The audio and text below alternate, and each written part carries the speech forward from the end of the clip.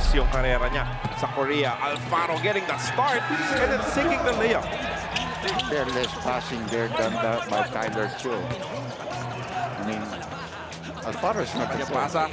Kumonekta pa rin kay Tyler Teo. Ito na. Smith mula sa labas. Good for 3. Yung sinasabi mo, when he has to score, he starts scoring. Because he can really score from the outside. First basket of the ball game para kay Donovan Smith. Nakaupo team kontra kay Ratliff. Pumasa palabas. Lucero, titira ng 3. Pasok. When this guy came into the team, I really expected big from them. Oh, nice move, pero hindi natapos. Foul. In the PBA bubble with Matthew Wright. And that basket is good for Calvin Abueva. Nag-flex pa sa harap ng mga dati niyang kakampi. Oh! Tapos may banggaan. Except the one foul given to Perkins. Mabilis na 3 mula kay Hazul. He gets the N1. That's why I like him as a player. Si Azul, he's already been there for quite a while. Matagal na siya. Pero, reliable pa rin ang kanyang outside scoring. Hindi nawawala yung stroke nitong si RJ Hazul.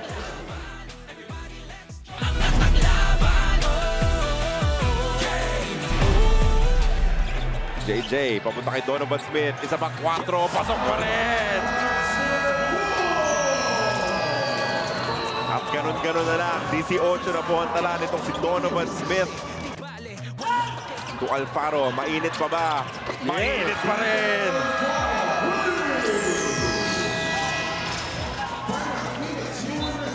Double-digit scoring na para kay Peter Alfaro. Hitting up. Po yan kanina. Umatake. Nabigyan ng puwang. He scores on the layup. Now they can use their fouls if they want to prevent the shot. Baroka is already looking at the time left in this. One more foul available. Hindi na ginamit. Dito si RR Garcia. Nakapuntos ang tuloy siya. Dito si Mark Baroka who has been exceptional here in the first half of action. 12 puntos to lead the scoring parade for the Magnolia Chicken Templados Hotshots dahil alam niya gaano ka-importante itong larong ito. Kailangan nilang manalo for their hopes of a playoff spot.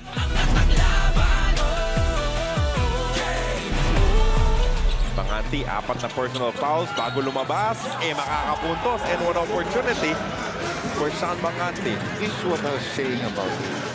He has a good medium-range jump shot, but he can get to the basket.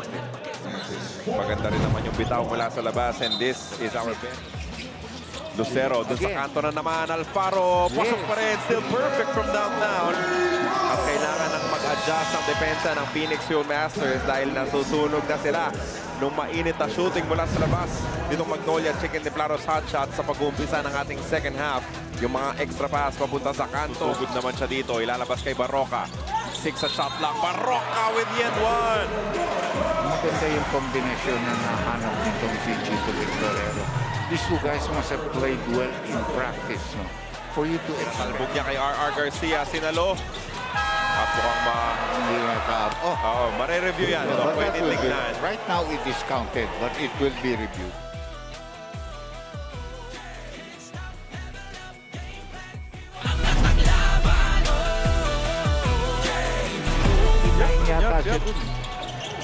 And they won that ball game.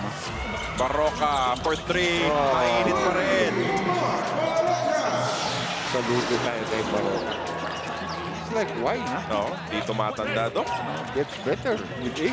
20 puntos mula kay Ratliff. Lastimosa, umatake. Iniwan kay Ratliff for the easy duels. Meron pang foul. Great penetration, great movement of the ball. Swinging the ball and finding the gap. Good charge and then drop off. Hazul, papasok kay Balongay. And 2 guards to beat. That's an N1 opportunity. Biglang nabuhay yung opensa nitong si Kai here in the final quarter. That's why you like the young players. These guys are freshmen. When he made the speed, nakaposte lang doon sa kanto. Hindi mapadala ng bola. The jumper is gone. Much needed bucket. Mula kay Jason Perkins. They're still in business. 108 to 104 in the PBA. That is a 1 possession. Lastimosa, papunta kay Abueva. Same shot. Same exact result from Xavier Lucero.